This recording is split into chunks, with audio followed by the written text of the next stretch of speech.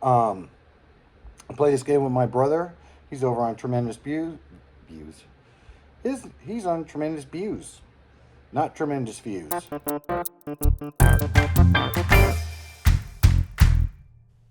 Hey Chief, welcome to Thursday Collection Connection, where I'd usually go through the trouble of putting on a button-up shirt to pretend like I have a bit of class, but today it's hot and I don't feel like bothering, but in the end, it's all just an excuse to talk about records. The Collection Connection is a game I play with my brother, Plastic Eric, of the Plastic Soundwave Cult channel, and you can follow along and play along by subscribing to both channels. So, in Eric's last video, he talked about the Raconteurs, Consolers of the Lonely. I listened to it, not bad.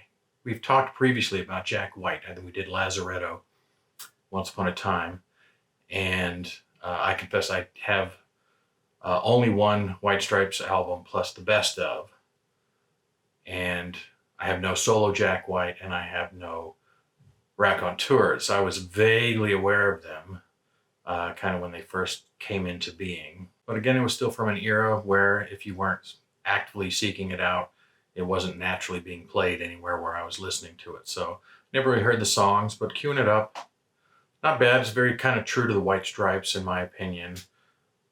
Just a fuller band sound.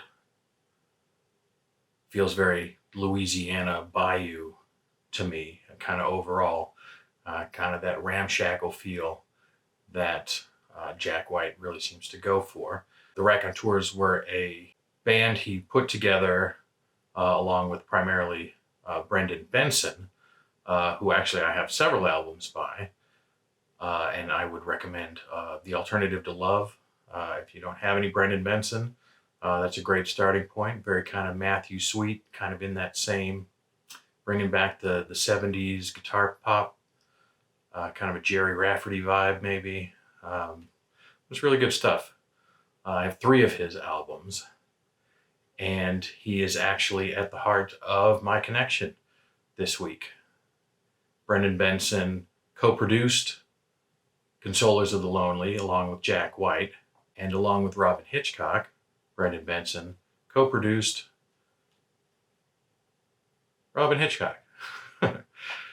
This is Robin Hitchcock's 2017 self-titled album.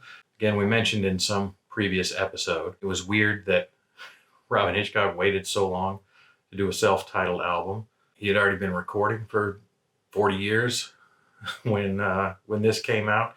Of course, he started with the Soft Boys, did that until I guess about 1980, and then he kind of started doing solo records, or at least putting his name at the top of the record with various sort of backing bands or just a solo record. So I've been upping my editing game. I finally figured out how to rip videos so we can listen to a bit of Robin Hitchcock himself talking about the recording of this album. It's all locally sourced talent, you know, the singers and the players, even if they come from Australia, they're all based in Nashville. Nashville is a really good place at the moment to make psychedelic pop records. It's not all people in Stetsons and boots. So there you go, a psychedelic record made in Nashville.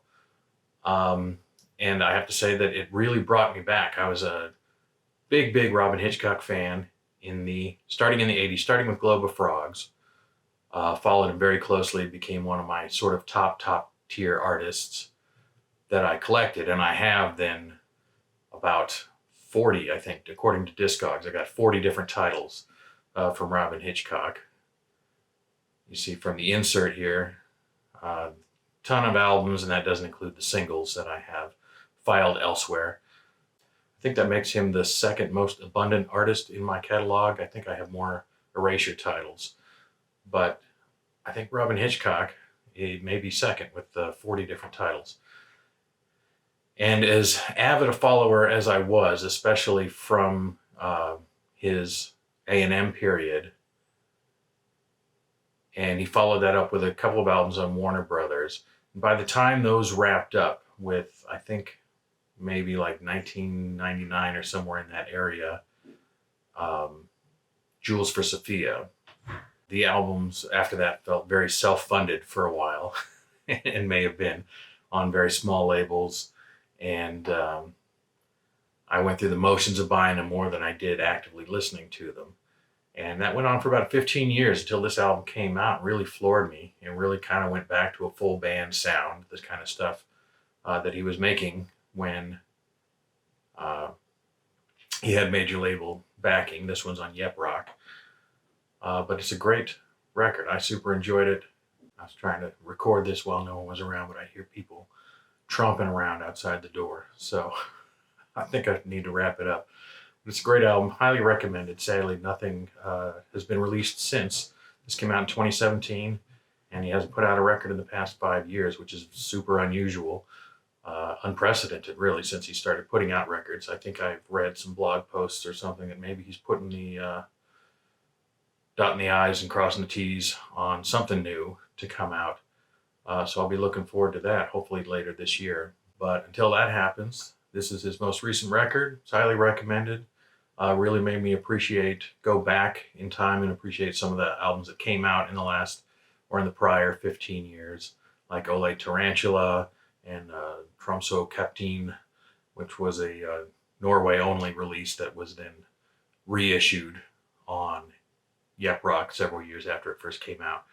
Some really solid stuff on those records. And yeah, I'll throw Robyn Hitchcock's self-titled album from 2017, Robyn Hitchcock, over to Eric. And you can look for his response on Monday on the Plastic Soundwave Cult. So for me, until next time, I thank you for watching.